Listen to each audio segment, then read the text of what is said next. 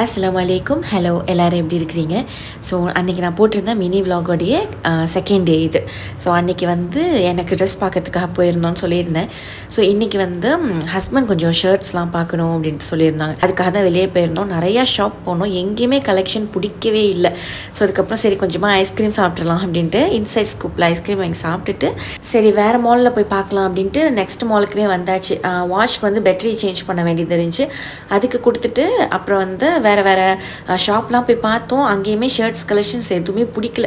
கிட்டத்தட்ட 4-5 மணி நேரம் அதிலே போயிடுச்சு. ஸோ இந்த மாலில் வந்து கிறிஸ்மஸ் டெக்கரேஷன்லாம் சூப்பராக இருந்துச்சு.